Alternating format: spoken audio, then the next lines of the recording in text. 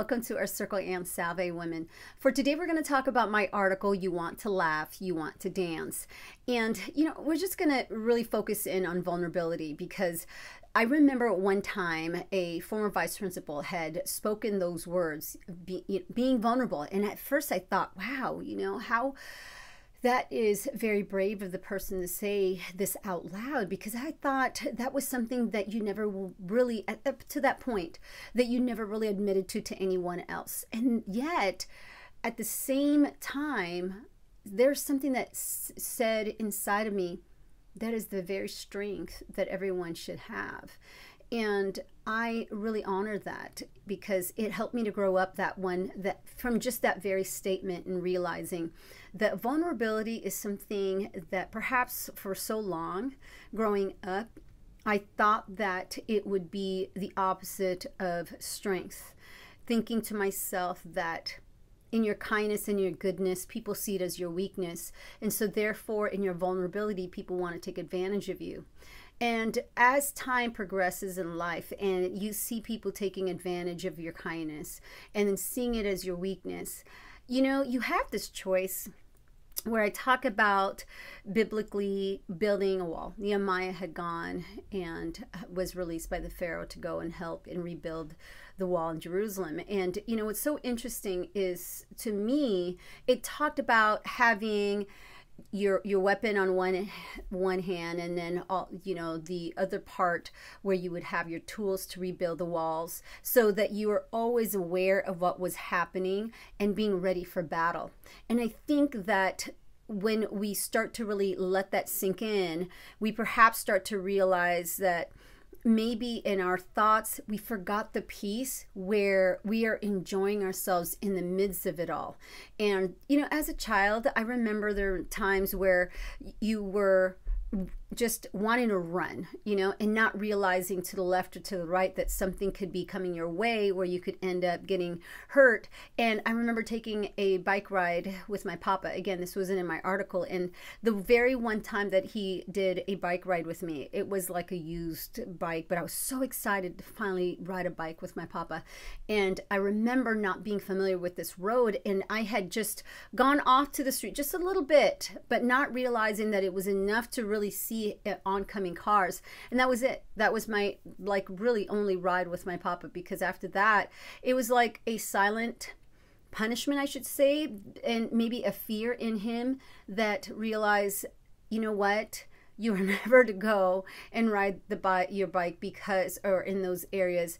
And definitely not with me, because I think with him, he might have realized or thought to himself, you probably thought that you would never be hurt, that you were invincible with me. And so you're going off to a part where you could have gotten hit.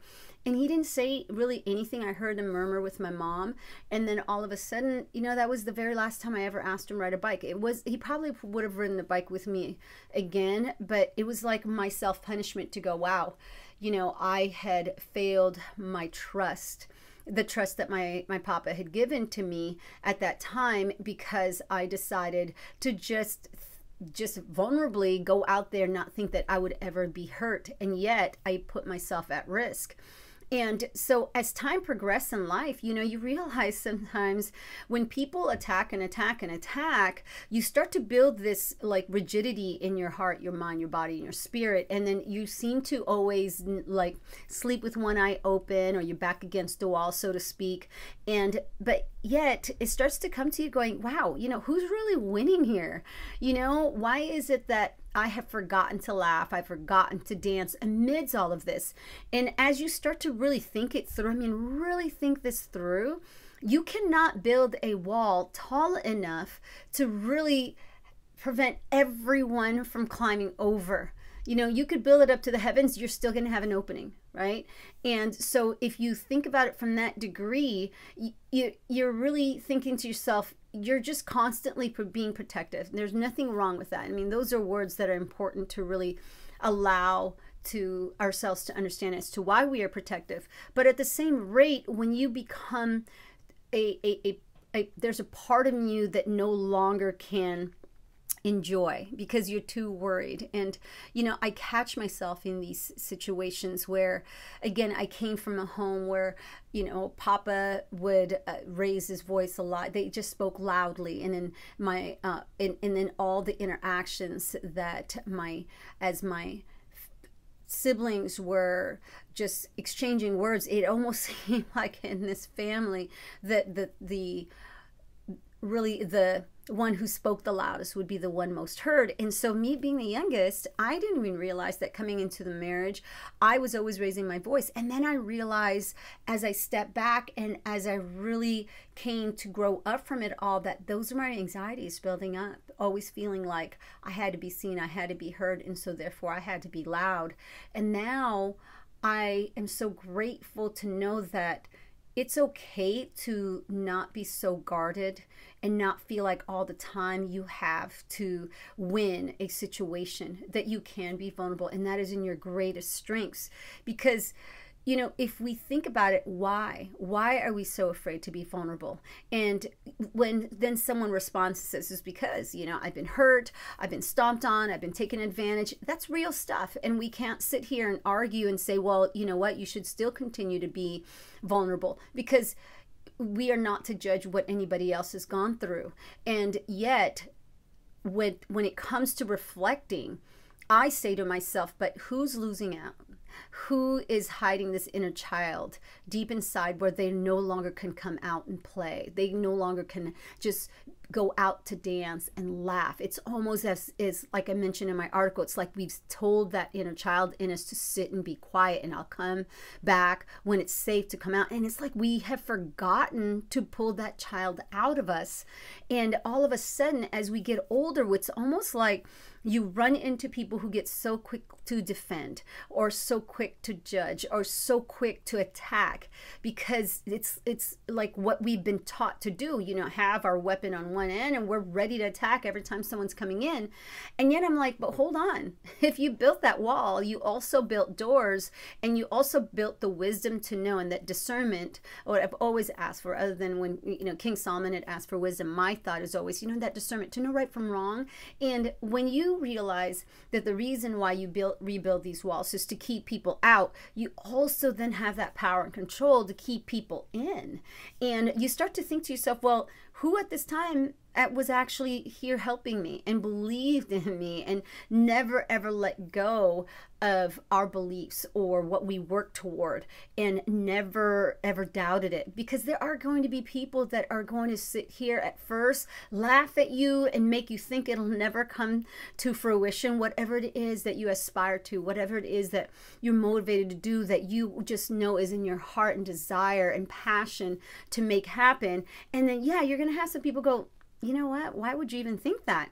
And then, you become despondent, your countenance falls, and then all of a sudden you're thinking to yourself, oh, maybe this was not the right idea. And then it's like a part of you dies because you've let go of something that you wanted to really see come true, but because it only took some whispers in your ears and some people who made you feel like, why even try if it's never going to happen, then all of a sudden you let it go. And, there's a difference between setting it aside because it's not the right time. I know, having 5 kids and being married and being a teacher, I've set things aside, and I've always said to myself, but are you okay with that? And when I come to a point where I'm just at peace and relieved of the ultimate decision that I'm saying, I'm just going to set this aside, but doesn't mean I'm not going to eventually do it. There are things in your mind that you're working through, and then eventually you'll go, well, maybe that's not something worth, finishing right now. And it may be a few years. I mean, I have a coat that I have been trying to finish, and it's like 2 years. I bought some fabric and the hood, and then the inner lining is the only thing that's missing.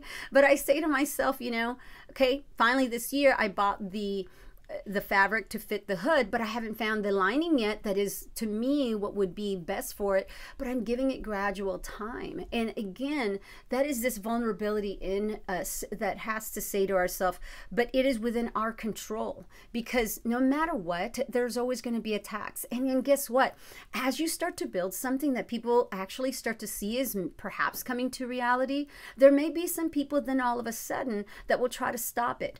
And if you've ever come come through people that will then create fabrications of who you are, just so that they can then have other people team up with them and then start to make you believe that what they're saying has some truth in it. You have to stand back and go, hold on, closing that gate, closing that door. They're not allowed in, because you know your truth. And again, I've mentioned that, you know, the armor of God, and you have your belt of truth, you have your breastplate of righteousness, and you have your shoes of the gospel of peace, and then you have your shield of faith and your helmet of salvation, and your sword, right?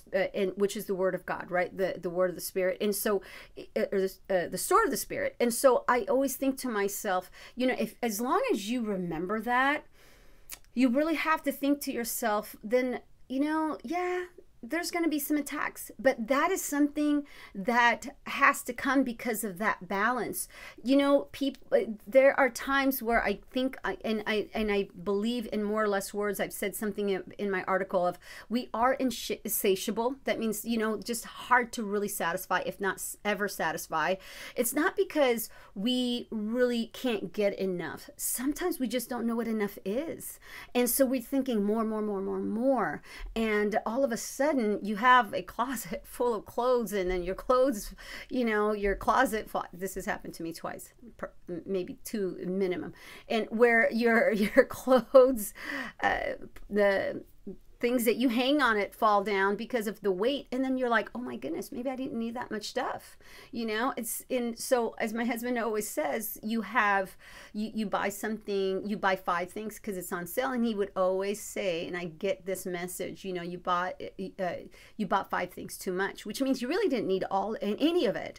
And so in that vulnerability, you say to yourself, just, you know what, laugh, dance, have a good time with life, because there's always going to be attacks. There are going to be people trying to take down your wall again because they see it being rebuilt. But then you also have that power control to go, well, wait a minute, I built the door, I built the gates. I can also then remember who I'm going to let in this time. And that is that beauty about really understanding attack, understanding that there will be the enemy trying to take you down and trying to discourage you and trying to just take away everything that may be of goodness about you.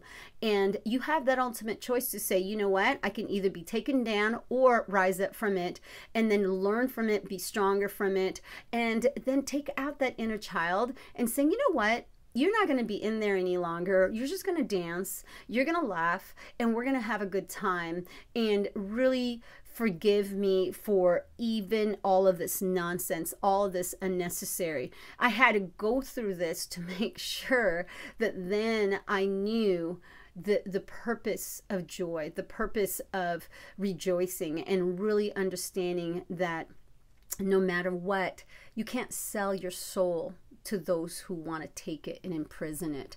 And you cannot lose your heart and your spirit and your mind and then give away your body, because usually your body's the last to drop, right?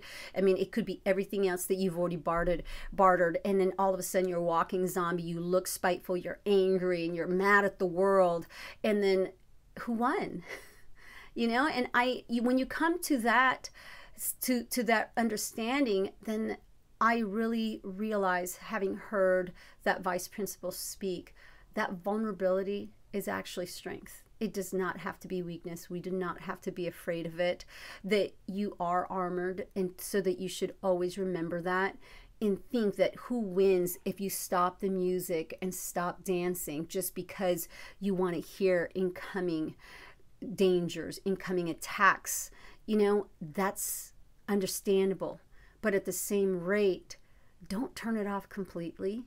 Know that they're waiting for, you know, you to really lose yourself amidst all of the attacks, amidst all of the fears that's instilled in you. Keep going, keep dancing, keep laughing. Listen to those inner jokes that are inside of you, because sometimes it may be just you. The world may blind you, and then you may have to see it through your spirit and through your heart and your mind, and the body just needs to follow and believe. And sometimes you may get to a point where you go, this was not the right route, but at least you made that decision. and that no one else stopped you from going into the route that you had thought to be right.